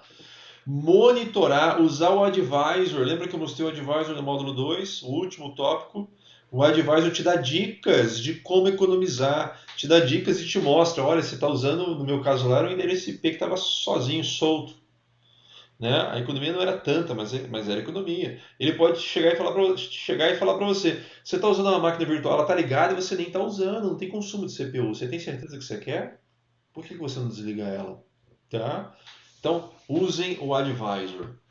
Usem limites de despesas, tá? Existem subscrições que você pode criar limites de despesa, limites, de novo, virtuais, eu cheguei a comentar sobre isso, né? Limites virtuais na subscrição para você ir acompanhando, aí você cria triggers, alarmes, que baseado no consumo desse limite, ele vai passar a te avisar, olha, você chegou a 50%, chegou a 70% daquilo que você imaginava gastar. Tá? E aí, a partir do momento que você estiver no mês, você, opa, liga o alerta, tem alguma coisa acontecendo, será que um projeto novo entrou? Né? Vamos dar uma olhada, né? Então, te ajuda a não perder o tracking, tá? Olha lá, usar reserva sempre que possível, usar o benefício híbrido, que é usar a licença que você já comprou também sempre que possível, claro, né, se você for migrar.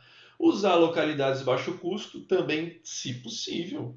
Né? A gente comentou sobre isso, usar talvez Estados Unidos, usar talvez Europa, né, para quem está fora dessas regiões. Para quem está especificamente no Brasil, se possível, usar lá fora. Né? A verdade é essa. Tá? Mas claro, tem que botar na balança porque isso vai eventualmente vai impactar em latência, tá? E pode também impactar em algum tipo de regulação que você tenha que seguir, que te peça que o dado fique no seu país de origem, por exemplo, tá? Olha lá, mantenha-se atualizado sobre todas as ofertas de assinaturas, né? Isso é importante, está sempre atualizado. Eventualmente pode ter algum tipo de promoção, né? No que diz respeito à subscrição. E, olha, trabalhar com as tags. A gente viu tags. Elas nos ajudam a controlar custo? Ajudam. Então, vale a pena uh, taguear qualquer recurso que você provisione. Ela ajuda a taguear, ela ajuda a controlar custo no sentido que você pode depois reportar os custos pelas tags. Então, vai te ajudar a ter uma visão mais clara de quem está gastando o quê. Que projeto está gastando, que owner está gastando, que centro de custo está gastando e por aí vai. Tá? Onde é que eu vejo esses relatórios com as tags? Aqui, ó, no Cost Management. Essa é a ferramenta nativa, né, que todo administrador de Azure vai ter acesso para gerar relatórios por recurso, por região, por grupo de recursos, por subscrição, por tag, quanto está se gastando por tempo, pelo tempo. Né? Tudo dá para se ver aqui no Cost Management. Tá? Ele não está mostrando efetivamente, eu quero mostrar no portal para vocês. Ó. Ele não fez um walkthrough, né? Mas vamos aqui, ó. Vamos no meu Home, aqui embaixo, ó, Cost Management. Olha lá, vou clicar nela para abrir rapidinho. Ó, minha subscrição, vocês podem ter várias aqui. E, olha lá, Cost Analysis, ó, se eu clicar na Cost Analysis, eu tenho uma análise do meu custo. Quanto está custando por recurso, por resource group, por região, por tag, se eu quiser. Eu posso exportar isso aqui, eu posso compartilhar com alguém. Isso aqui é no tempo, olha lá, estou gastando $1.000 até agora. Tá? Joia? Então é nessa ferramenta que vocês vão ter essa visão. Tá joia? Bom, opções de suporte disponíveis. Vamos dar uma olhada. Tá? São 4. Na verdade, tem uma quinta que seria gratuita. Né? A gratuita ela não é suporte. Ela é um suporte que não é técnico, né? Tá? É um suporte de billing. Tá? Aliás, são 5, na verdade, são 5. Aqui tem 4, mas tem uma quinta que não está aparecendo aqui.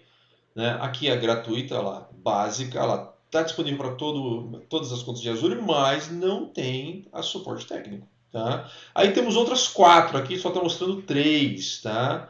A quarta depois vocês podem dar uma consultada na página web, a gente chama de Premier. Tá? Se eu for aqui, isso aqui está na ordem, tá, gente? Olha lá, Developer Standard, Professional Direct e Premier. Na ordem que eu digo da mais simples para a mais completa, naturalmente da mais barata para a mais cara, se eu seguir aqui a ordem. Tá? Algumas têm lá suporte via e-mail, essa daqui já tem via telefone, essa aqui também, essa é 24/7, essa também, essa aqui developer não é 24/7. Tá? Lá, essa aqui é para não produtivo, ambiente produtivo. A Premier tem horas de consultoria, Microsoft, tá? Horas de time de arquitetura, por exemplo, pode ajudar vocês a subir algum ambiente. Enquanto que essas outras aqui não tem, tá? Então essas são as diferenças nos planos de suporte.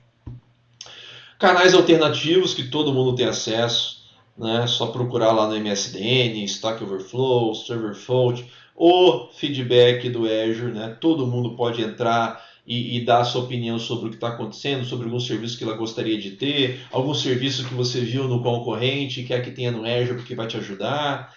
Né? O pessoal interage com vocês aqui, inclusive às vezes divulga roadmap, diz, olha, estamos já em desenvolvimento dessa feature, não estamos. Tá? Então, assim que esse feedback é bem legal. E Twitter, né? Para quem usa Twitter faz todo sentido lá adicionar as contas que são oficiais da Microsoft. Uma delas é de suporte, tem algumas outras. Enfim, inclusive de time de produto, né? O pessoal usa muito Twitter para divulgar muita coisa, tá? Vale a pena adicionar para quem usa, tá? Para quem é usuário de Twitter. Legal, Knowledge Center, centro de conhecimento, né? Isso aqui, claro, é um repositório central onde vocês podem buscar informação sobre um monte de coisa, né? É um banco de dados lá gigante.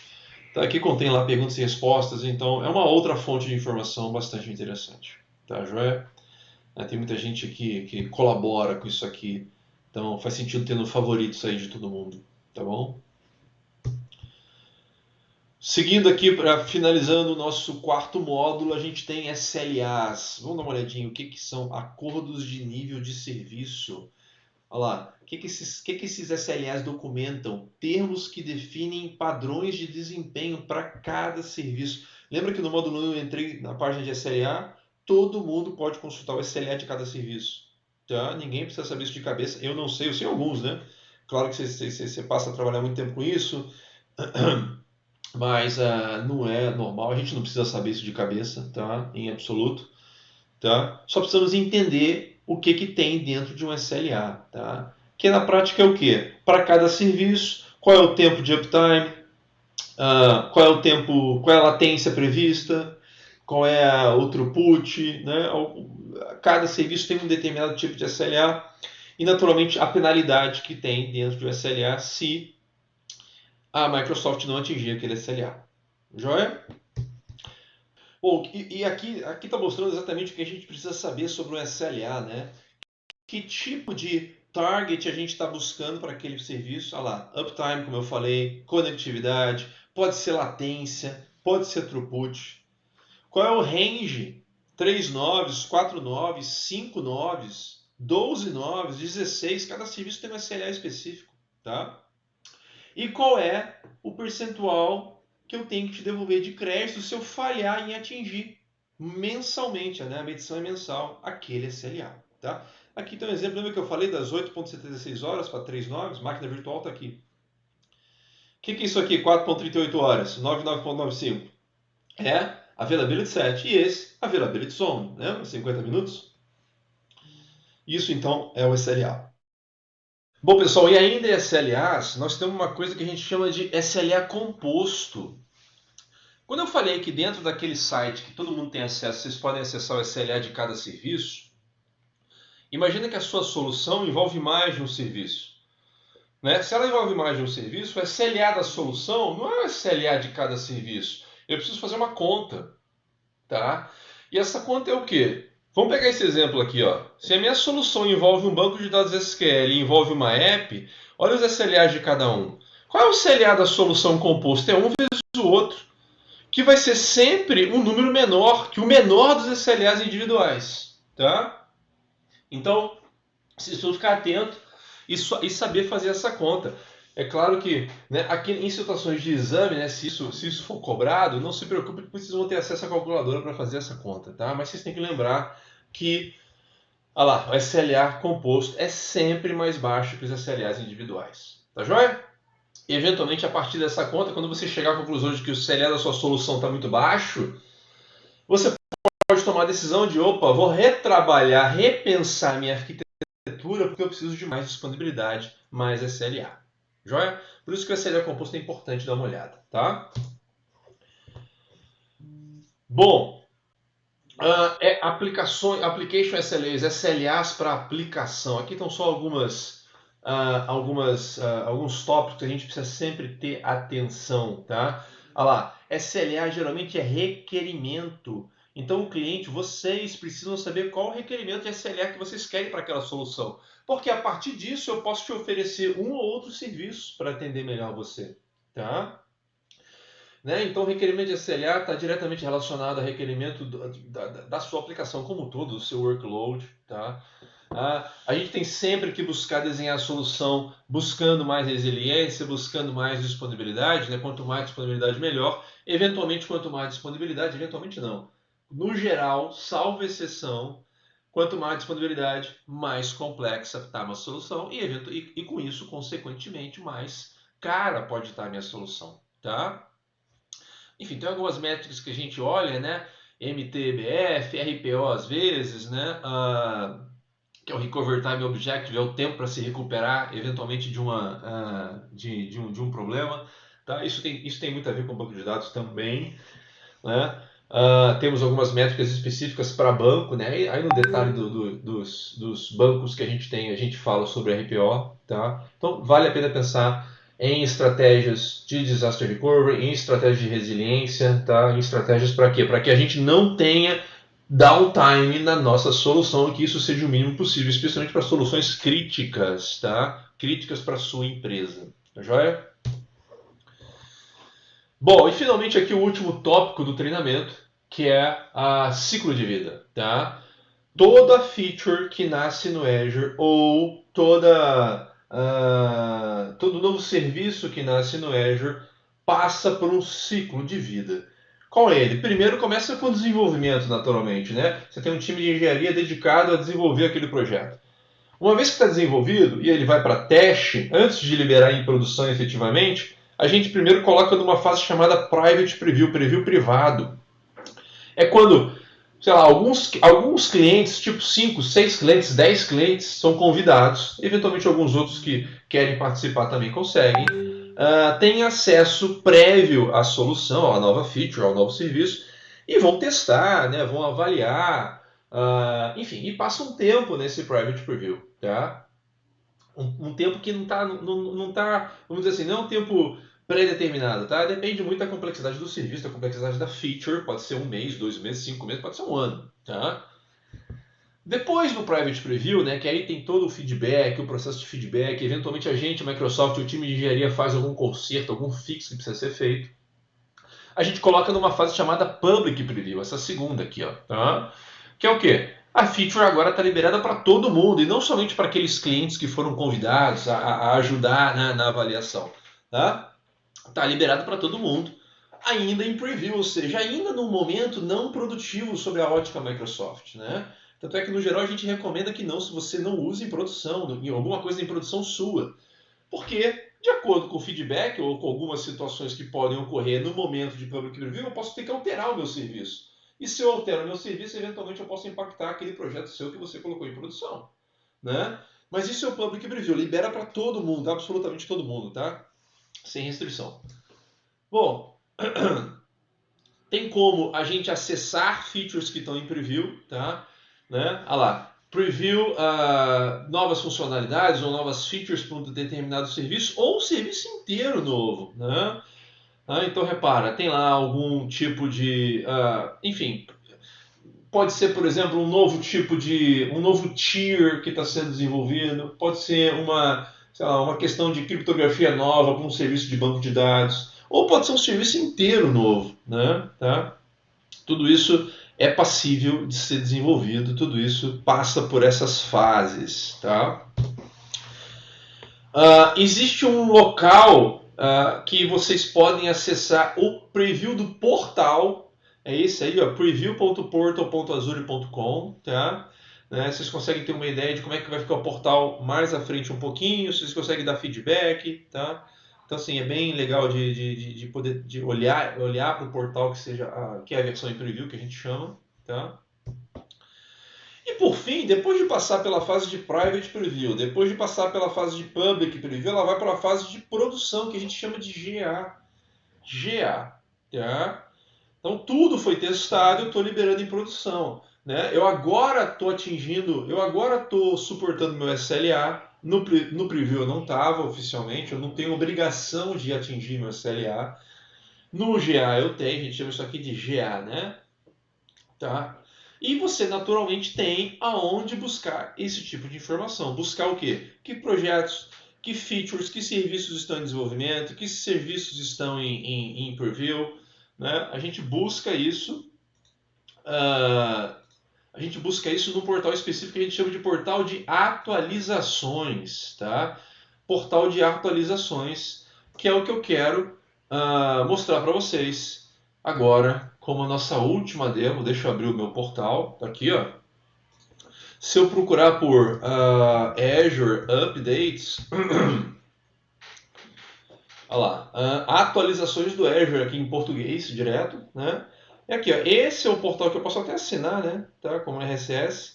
E posso procurar tudo que está em desenvolvimento, tudo que está em preview, a tradução para preview é visualização, ou tudo que está disponível. Né? Ou procurar por algum produto aqui que eu quero buscar alguma informação. Né? Olha lá, tem coisa... vai variar com o momento, né? Com o dia, com o mês, enfim, mas tem coisas aqui... todo dia tem novidades. Tá? Quero ver o que está em desenvolvimento. Marco aqui, filtrar. Vamos ver o último status? É de maio, né? Olha lá, tem coisas aqui. A última atualização foi em maio de 2020. Né? Olha lá, modelo de preços sem servidor, serverless, para Cosmos. Né? Isso é uma coisa que não existe e está em desenvolvimento. Se eu quiser detalhes, eu posso clicar e ver um detalhe que foi divulgado no blog. Tá? Enfim, e posso buscar coisas específicas. Deixa eu clicar em back de novo. Tá? Olha lá, coisas que estão em preview. Olha lá, filtrar resultados. E claro, eu poderia botar uma palavra-chave aqui, tá, gente? Não estou colocando, né? Estou filtrando só. Olha lá, Azure Monitor para containers passou a ser suportado no Azure Arc. Aliás, está em preview, na verdade, né? Não deixa de ser suportado também, mas está em preview, né? Enfim, tem N coisas aqui. Às vezes tem lançamentos aqui diários, tá? Então, assim, é legal ficar acompanhando isso aqui. E tem novidade praticamente todo o dia, tá? Joia, gente? Essa era a última demonstração que eu queria fazer. Né? E desse nosso último módulo, tá? Então, terminamos aqui o treinamento de fundamentos do Azure com esses 4 módulos que vimos. Bom, pessoal, essa era a última demonstração do treinamento, do módulo e, consequentemente, do treinamento, porque esse era o último módulo. Eu gostaria de antemão agradecer a todos pelo tempo dedicado aí nesses 4 módulos do treinamento que a gente chama de AZ900 de fundamentos do Azure. Meu muito obrigado. Obrigado por participar do dia de hoje do nosso treinamento de Microsoft Azure da parte de fundamentos. Hoje nós cobrimos os módulos 3 e 4. Muito obrigado por estar com a gente durante esses 2 dias e por concluir esse treinamento por completo. Boa sorte nos seus exames e até o próximo treinamento.